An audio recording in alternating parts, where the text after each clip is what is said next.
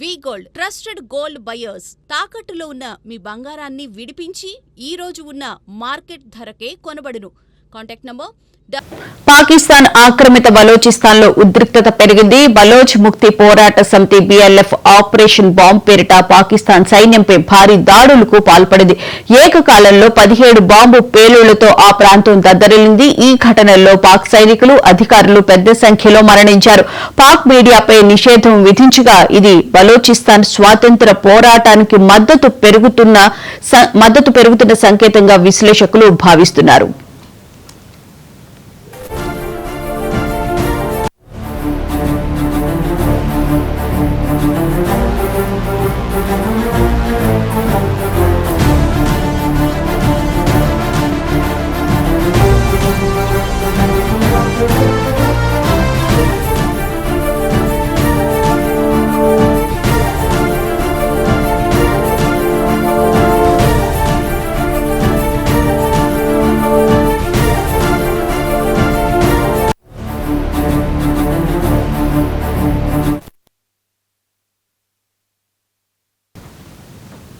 పాకిస్తాన్ ఆక్రమిత బలోచిస్తాన్లో ఉద్రిక్తత పెరిగింది. బలోచ్ విముక్తి పోరాట సమితి BLF ఆపరేషన్ బాంబ్ పేరిట పాకిస్తాన్ సైన్యంపై భారీ దాడులకు పాల్పడింది.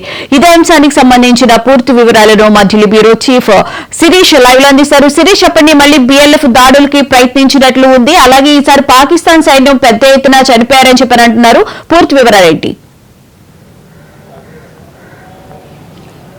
బోనా ఆపరేషన్ సింధూర్ సమయంలో పాకిస్తాన్ ఆర్మీ లక్ష్యంగా బలూచిస్తాన్ వేర్పాటువాదులు పెద్ద ఎత్తున దాడులకు పాల్పడ్డారు. అనేక చోట్ల పాకిస్తాన్ ఆర్మీని ముప్పతిప్పలు పెట్టారు. ఆ సమయంలోనే బలూచిస్తాన్లో కీలక ప్రాంతమైన క్వెట్టాను స్వాధీనం చేసుకుని ఆ ప్రాంతంలో స్వాతంత్రాన్ని కూడా ప్రకటించుకోవడం కూడా జరిగింది. అయితే గత కొద్ది రోజులుగా పాకిస్తాన్ ఆర్మీకి బలూచిస్తాన్ వేర్పాటువాదులకు మధ్య ఘర్షణలు తీవ్రతరమయ్యాయి. గడిచిన 2 రోజుల నుంచి కూడా బలూచిస్తాన్ ప్రాంతం అనేది కూడా అట్టుడుకుతోంది. ఎందుకంటే అక్కడ చైనా ప్రారంభించిన వన్ బెల్ట్ వన్ రోడ్డుకు వ్యతిరేకంగా పెద్ద ఎత్తున నిరసనలు కూడా జరుగుతున్నాయి. అదేవిధంగా బలూచిస్తాన్ ప్రాంతంలో పెద్ద ఎత్తున లభిస్తున్న సహజ వనరులు ఏవైతే ఉన్నాయో దాన్ని పాకిస్తాన్కి సంబంధించిన పాలకులు దోపిడీకి గురి చేస్తున్నారు. ఆ వనరులన్నింటినీ కూడా పాకిస్తాన్లోని ఇతర భాగాలకు కూడా ఉపయోగించుకుంటున్నారు అనేది కూడా వీళ్ళ యొక్క ప్రధాన ఆరోపణ.